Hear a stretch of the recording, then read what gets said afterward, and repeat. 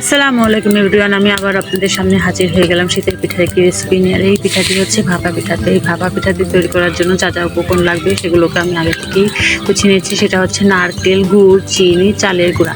তো প্রথমে আমি নারকেলটিকে সুন্দর করে ভেঙে নেবো। দেখেন নারকেলটা আমার সুন্দর করে ভাঙা হয়ে গেছে। এবার আমি এই নারকেলটাকে ভালো করে কুড়িয়ে নেব। তো দেখেন নারকেলটাকে আমি সুন্দর করে কুড়িয়ে নিই।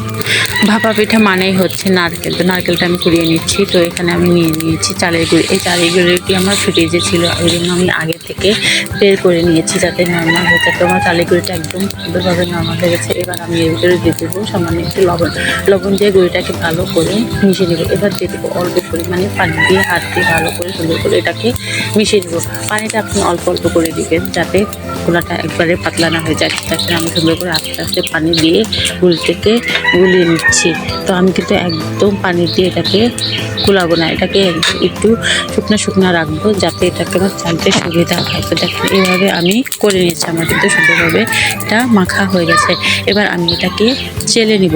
তো দেখেন এটা চালার জন্য একটা খই চালা চালনি আমি এগুলোকে চেলে নেবো। আমরা কিন্তু এটাকে খই চালা চালনি বলি। তো আমি চালনির উপরে এই গুঁড়িগুলো দিয়ে হাত দিয়ে সুন্দর করে ভালো করে এগুলোকে চেলে নেব। তো দেখেন এভাবে আমি সুন্দর করে চেলে নিচ্ছি। আমার কিন্তু গুঁড়িটা সুন্দরভাবে চালা হয়েছে। আপনাদেরকে আমি দেখিয়ে দিচ্ছি এরকম দানা হয়েছে। তো দেখেন এরকম দানা হলে কি পিঠাটা খেতে কিন্তু নরম হয় আর খেতে অনেক ভালো লাগে। তো দেখেন আমি কিন্তু একে একে এই গুঁড়িগুলো সবগুলো চেলে নিয়েছি। আমার চালা হয়ে গেছে।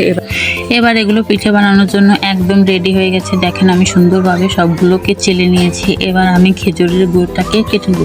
তো দেখেন এখানে আমি হাফ কেজি খেজুরের গুড় কিনে নিয়েছি বাজার থেকে। এগুলো কিন্তু অরিজিনাল গুড় না, আমাদের এখানে একদম অরিজিনালটা পাওয়া যায় না। তো বাজার থেকে যেটা কিনে আনা হয় সেটা হচ্ছে আপনার চিনি বাজানো থাকে। তো এগুলোকে আমি এখন পাটায় ধুয়ে আমি গুঁড়া দিয়ে ছেঁচে নিব। তো দেখেন এগুলোকে আমি ছেঁচে নিলাম। তো আমার গুঁড়া কিন্তু একদম ছেঁচা হয়ে গেছে। দেখেন আমি সুন্দর করে এগুলোকে ছেঁচে নিয়েছি, একদম সুন্দরভাবে আমার এগুলো ছেঁচা হয়ে গেছে। তো আমি এখন পিঠাগুলোকে সুন্দর করে সাজিয়ে দেবো। তার জন্য আমি রাইস কুকারের যে ছাকনাটা আছে সেটা নিয়ে নিয়েছি, আর নিয়ে নিয়েছি একটা সুন্দর নরম গামছা।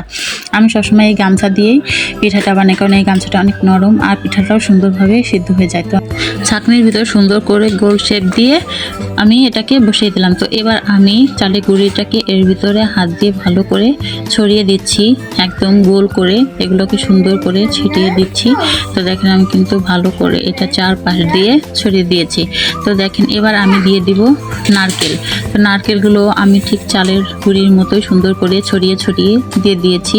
তো দেখেন এবার আমি দিয়ে দিব গুড়গুলোকে আমি এভাবে সুন্দর করে চারপাশ দিয়ে সুন্দর করে ছড়িয়ে দেবো। তো দেখেন আমার গুড়গুলো কিন্তু সুন্দরভাবে ছড়িয়ে দেওয়া হয়ে গেছে, দেখতে কত সুন্দর দেখা যাচ্ছে। দেখেন এবার আমি দিয়ে দেবো সেটা হচ্ছে হালকা একটু চিনি দিয়ে দেবো। যেহেতু গুড়টা আমি অল্প নিয়েছি সেজন্য আমি হালকা এর ভিতরে একটু চিনিও দিয়ে দিলাম। তো দেখেন আমার চিনি দেওয়া হয়ে গেছে। এবার আমি এর উপরে আবারও নারকেল দিয়ে দিচ্ছি লেয়ার দিয়ে।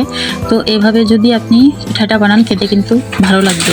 উপর নিচেও নারকেল, মাঝখানে গুড় আর আবার উপরেও নারকেল, পিঠাটা কিন্তু খেতে অনেক মজা হবে। তো এবার আমার দেওয়া হয়ে গেছে চালের গুঁড়িটাও আমি সুন্দর করে দিয়ে দিচ্ছি। তো দেখেন চালের গুঁড়িটা আমি সুন্দর করে ভালো করে দিয়ে দিলাম। এবার আমি এটাকে একটু সাজিয়ে নিব। তো আমি এই গুড়গুলোকে মাঝখান দিয়ে এরকম উপর দিয়ে ছোট ছোট করে সাজিয়ে দিলাম। তো দেখেন গুড়টা কিন্তু দেখতে অনেক সুন্দর দেখা যাচ্ছে। তো এই তো আমার পিঠা কিন্তু হয়ে গেছে। এবার হালকা একটু চিনির উপর দিয়ে দিলাম, আর একটু গুড় দিয়ে দিলাম, নারকেল দিয়ে দিলাম, আবার একটু চালের গুঁড়ি এর উপর দিয়ে দিলাম হালকা করে, যাতে আমি একবারে ঠেসে দেবো না, তাহলে কিন্তু পিঠাটা একদমই হয়ে যাবে। আমি হালকা করে একটু ওর উপর দিয়ে ছিটিয়ে দিলাম। যখন আপনার পিঠাটা হয়ে যাবে, গোটা গলে যাবে, এর উপর দিয়ে উঠে আসবে, তখন পিঠাটা কিন্তু দেখতেও ভালো দেখা যাবে, খেতে ভালো। তো আমার তো হয়ে গেছে। এবার আমি গামছাটা সুন্দর করে চারপাশ দিয়ে গুজে গুজে দিয়ে দিলাম। এবার রাইস কুকারে ঢাকনা দিয়ে ঢেকে দিলাম। এবার আমি বসিয়ে দিলাম রাইস কুকারে। তো দেখেন আমার কিন্তু রাইস কুকারে দেওয়া হয়ে গেছে। আমি ফিরে আসবো কিছুক্ষণ পর। দেখেন আমার পিঠাটা একদম হয়ে গেছে। দেখেন কালারটা কত সুন্দর দেখা যাচ্ছে, মাশাআল্লাহ অনেক সুন্দর একটা পিঠা হয়েছে। এরকম একইভাবে কিন্তু আমি এরকম দুইটা পিঠা বানিয়েছি। তো এটা হচ্ছে আমার দ্বিতীয় পিঠাটা। তো আমি এটাকে সুন্দর করে কেটে নিচ্ছি। দেখেন কত সফট আর কত নরম হয়েছে, দেখতে মনে হচ্ছে যে একটা কেক হয়েছে। তো আমি এগুলোকে সুন্দর করে পিস পিস করে কেকের শেপ দিয়ে কেটে নিচ্ছি। দেখেন পিঠাগুলো দেখতে যেমন, খেতেও কিন্তু সেই অনেক মজা। তো আপনারা এরকম বাসায় ট্রাই করে দেখবেন, সহজ পদ্ধতিতে আপনার এই ভাপা পিঠা। তো আমি এরকম কিন্তু পিঠাগুলো বাসায় সবসময় বানিয়ে থাকি, শীতকালেও বানাই আবার গরমের সময় বানাই। এই পিঠাটা সবসময় খাওয়া যায়। শীতকাল মানেই হচ্ছে পিঠাপুলি।